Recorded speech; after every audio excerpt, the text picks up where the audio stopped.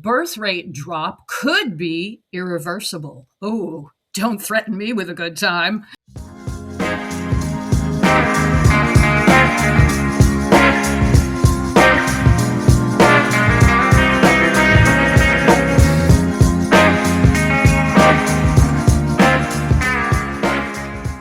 What's up, guys? It's Devin Harrington, the average Gen Xer, and welcome back to my channel, where it is that no man's land week between Christmas and New Year's. Everybody looks vaguely dazed, and nobody's really sure what day of the week it is, but we're almost to a new year. And so today we're looking at an article and some Reddit posts regarding the new or fairly recent phenomenon of falling birth rates. Apparently, studies show that the human race is not replacing ourselves as quickly as we are dying off, to which I say, what's the problem here? We should have less of us. I mean, we're at almost 8.5 billion. And if I was in charge of the world, I would cut that in half, because we had about 4 billion in the mid-70s. And as a child of the 70s kicked ass. So 4 billion is, in my humble opinion, where we should be at. Anyway, let's find out what the people of Reddit have to say about the topic. But first, on every video on this channel, I beg and plead with all animal lovers out there, please consider fostering or volunteering on site for your local animal shelter or rescue organization. That little munchkin back there is my current foster, Goldie, taking her big nap because she had a very exciting, busy day today running around with my two dogs. Fostering is not as hard as you think it's going to be. It's not as expensive as you think it will be. And it's not as difficult to let a dog go that you have nurtured, or an animal, cat, whatever, let them go to their new home. It gives you a real sense of getting to be someone's hero. So if you love animals, please give it some thought. Please, please. Every shelter in the world is in a crisis right now, and they desperately need volunteers and fosters. So give it some thought. Thank you so much. Okay, so the first thing I want to look at here is an article from October 22nd of 2024, so over a year old. It's by Dustin, Koski, and it's called 10 Reasons the Birth Rate Drop Could Be Irreversible. Oh, don't threaten me with a good time. He says, over the past 70 years, the global birth rate has dropped from roughly 5 children per woman in 1950 to 2.2. And 2.1 is considered the replacement level for a continuing population. In countries such as Serbia, the birth rate was 1.1 in 2023 and continued to drop in 2024. Meanwhile, in African nations such as Chad, the average woman has 7 children. Now, let's just pause there for a second. What is the vast difference here between countries like Serbia, that have a more developed social system, and countries like Chad that are more third world? And it is, ding, ding, ding, the education of women and girls, which is the answer to all the world's problems. Come for me if you want over that, but it's actually proven that women who are educated and taught about birth control and given access to birth control and access to the ability to start their own businesses or go to work in any field they want to, that is what pulls people out of poverty. That is what educates the population. When girls are able to go to school too, not just the men. If this world is ever going to know peace, everybody's got to be equal. Men and women, different, but equal. Okay, getting off the soapbox. He goes on, there are a number of rich and influential celebrities, such as Peter Thiel and Elon Musk, who have sounded the alarm about this situation. There are whole movements such as Quiverful, disgusting, I have to do a video on that sometime, and the Natal Conference, which I have never heard of, so I'll have to look into that, devoted to reversing this trend and jacking birth rates back up. Evidence indicates that the effort will be, pardon the expression, fruitless. Oh God, please let that be correct.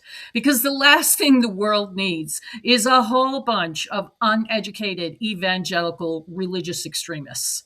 going around breeding as much as they can. I mean, that is a recipe for disaster. In my humble opinion, my channel, just my opinion. As many of the entries on this list will indicate, it's a movement that is ill-served by its adherents. Number 10, abortion bans are not making up the difference. Interesting. It's unquestionably true that since the Dobbs ruling, now we're talking about the United States, obviously, where our federal right to bodily autonomy was stripped away, the Dobbs ruling took away protections for abortion rights. In more conservative states, birth rates in these states have risen. Texas, for instance, saw a 16,000 increase from 2021 to 2022, of which about 84% were Latino Hispanic teens. So these are teenagers who would likely have a termination and go on to have better lives, but now they're stuck being forced to give birth and they have no choice. And so you know what that leads to: poverty, social services that Texas wants to get rid of too. This is just the problems that could be solved if everybody would just stop having children for the next 10 years. I mean, that's like an It's a Wonderful Life I would love to see, you know, like, where's my angel? Come down and show me what the world would be like if we could all just agree to stop breeding for a certain amount of time.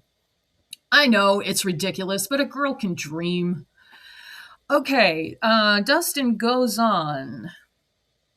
That certainly sounds like it will solve the problem, regardless of how someone feels about bodily autonomy or quality of life for parents. Yeah, so, I mean, you would think it would be replacing other people who are choosing not to have children. As of 2024, though, it hasn't. Even in South Dakota, the state with the highest percentage increase, in 2022, it was still 2.0, which was just shy of the replacement level. And part of this can be accounted for the fact that even with abortion bans in place, many demographics are still seeing birth rates drop. Now, I'm not going to read the entire article. I will link it below if you'd like to check it out. But some further reasons as to why the dropping birth rates are irreversible, and fingers crossed, I sure hope they are.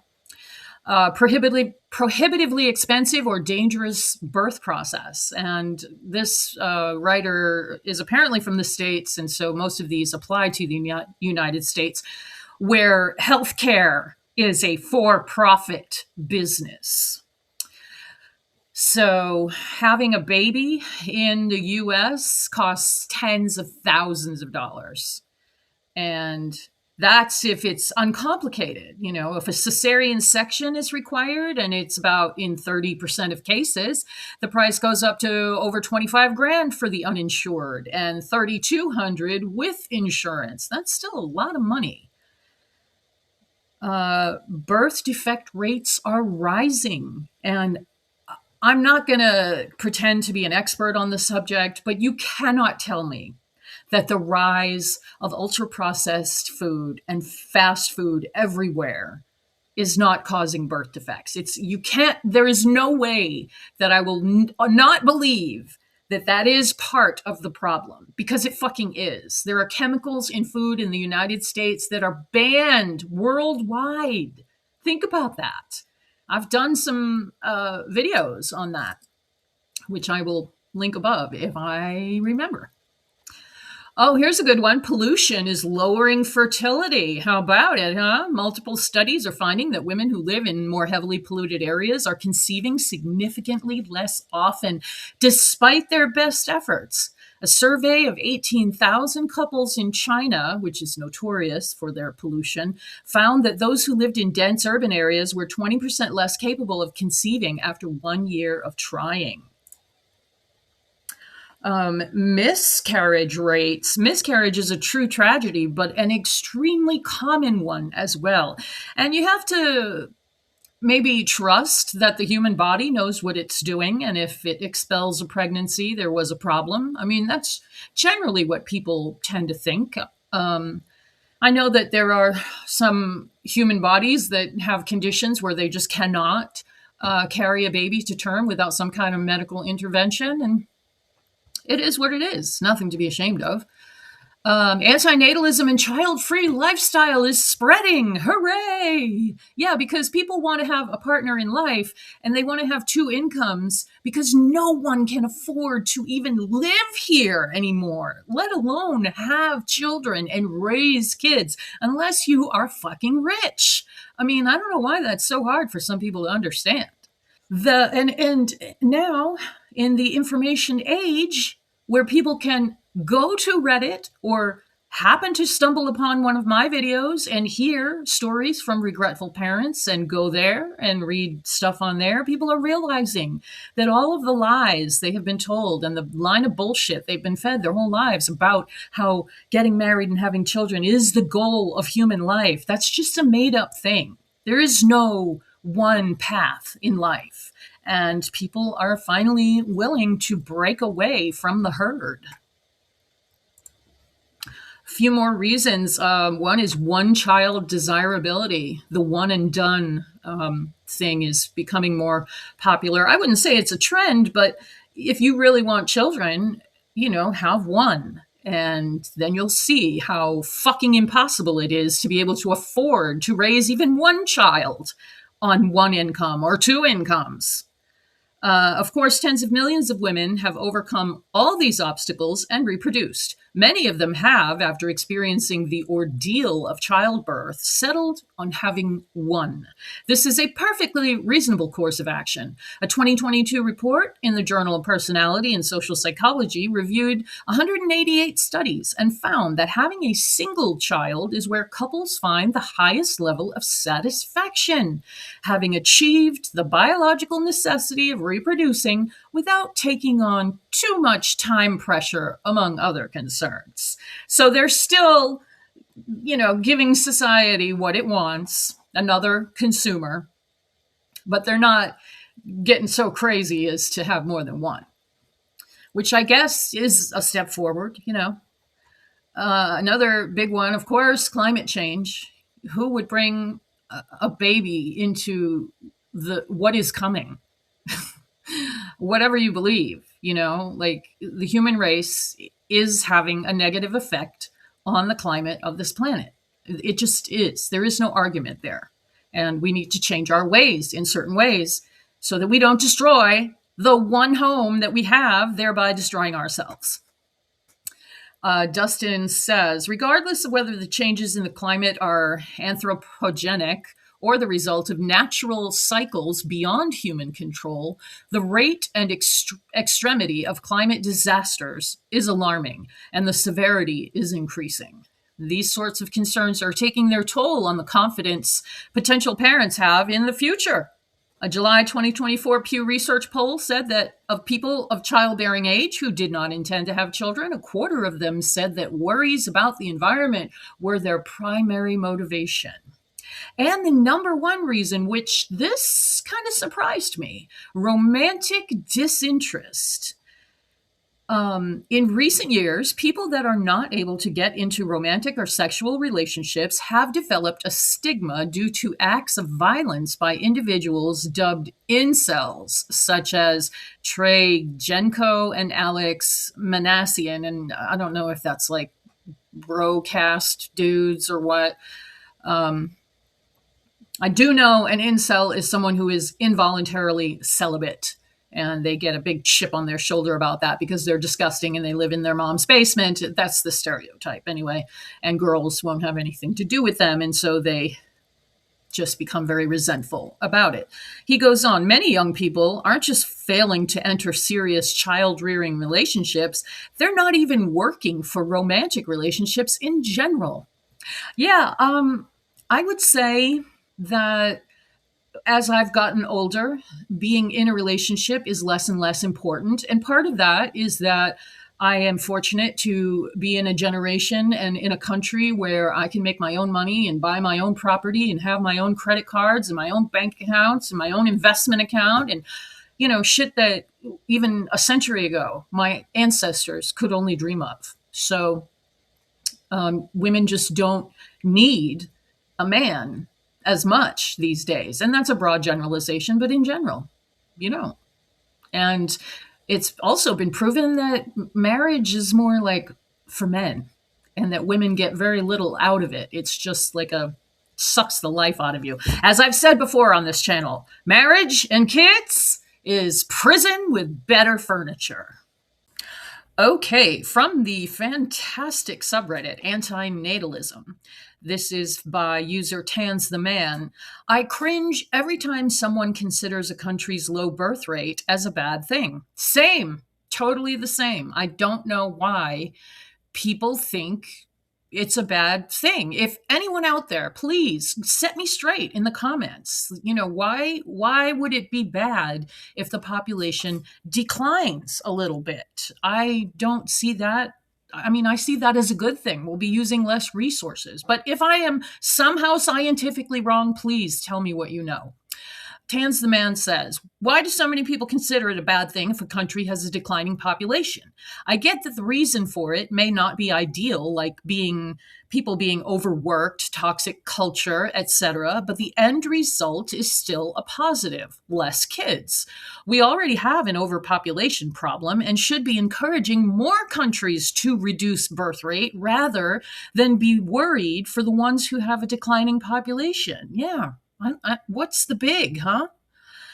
Even if you're not a full-on antinatalist, it doesn't take a genius to realize that the world would likely benefit from a large population decrease. Yes, please, someone tell me why in any way would that be a bad idea? I mean, we've all heard billionaires need wage slaves, okay? So let's just put that to the side. Why would it be a bad thing if we drop down to 6 billion again, Campfire Electronics said, because less future slaves equals less money in the pockets of the ones that own the companies and spend all their time on yachts and drugs. And they're still not happy.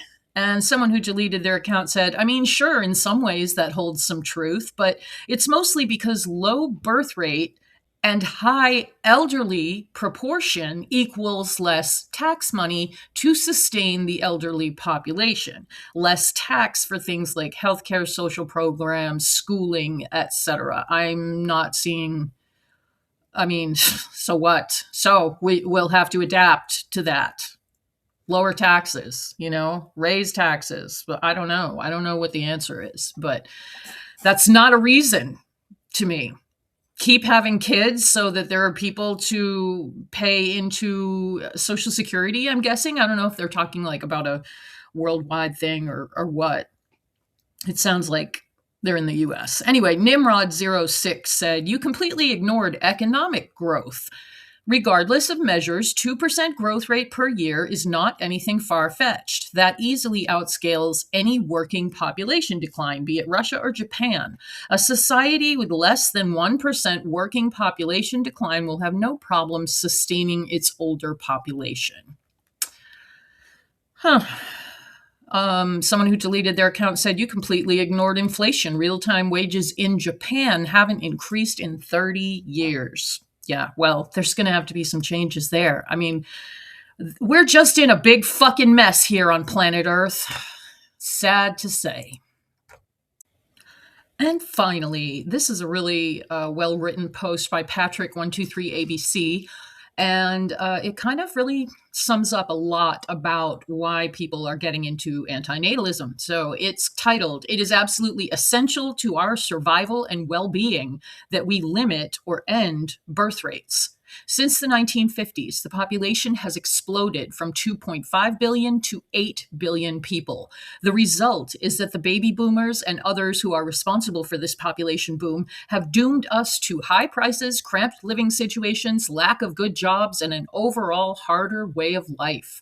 Long gone are the days when an average blue-collar worker whose highest education is a high school diploma, if that, can single-handedly buy a house, a few cars, a few kids, and his stay-at-home unemployed wife on a single income and still have money left over for vacations and whatnot.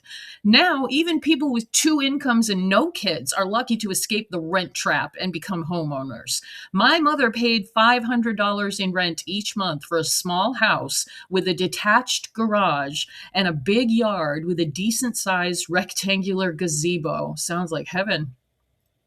I think it's called gazebo. I think it's called. When I was 3 years old, by the time I was 8, it went up to $5.50 a month.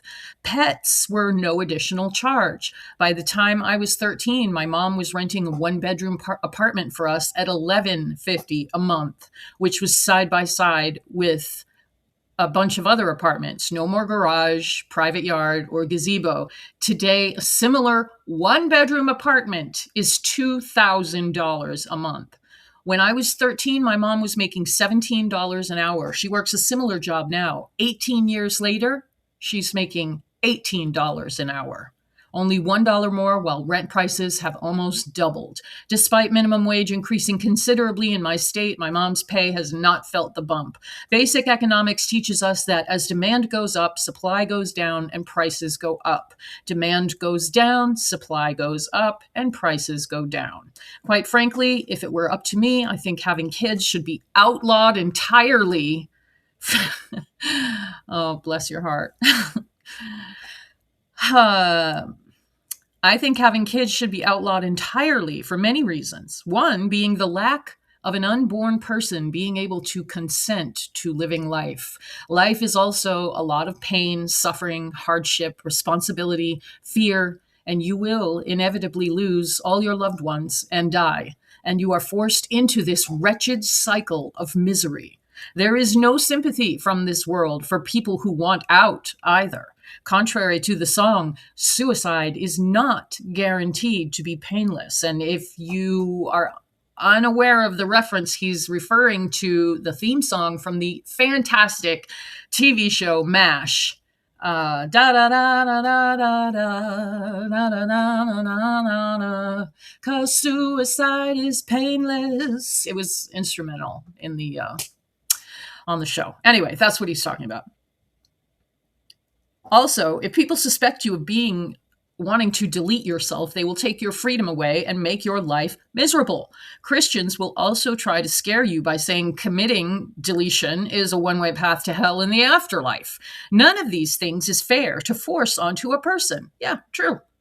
Totally true. If you don't want to be here and you want to delete yourself, it's up to you. Your body, your choice. None of these things is fair to force onto a person. We as a society put so much importance on consent, but when it comes to consent to be born and live, we suddenly stop caring about others' wishes. However, I think at the very least, something like China's one-child policy should be enforced to at least combat inflation and harder lives. Hey, if that would do it, yeah, that's fine. I'm down for that. I mean, I'm post-menopause, so it's not I don't have a dog in the race, but we have to do something. We have to normalize talking about this. Comments on this post, KRBA said, "You told no lies. Elon Musk and other rich people keep trying to force us and guilt us into breeding." Well, he can literally afford to say that. If people cannot even take care of themselves properly, it is insanity to breed. Amen. 1D said, "Elon and people like me cheap under minimum wage workers." Slaves, yes. Scorpion's Claw. And that plays right into the capitalist's hand. Cheap costs for them, and they still get their billion-dollar bonuses. With Nail said, "The four horsemen are riding now and there's no stopping them. It's too late." Someone who deleted their account said, "I think most people aren't having as many kids for the reasons that you stated. They can't afford them. In the next few years, I think you'll see some major societal changes where a major portion of the US population and possibly the global population will reduce dramatically. So after the dust settles, I'm sure the people left will figure it out." Well, that's what I have for you today, guys. Pretty heavy topic. So let me know what you think.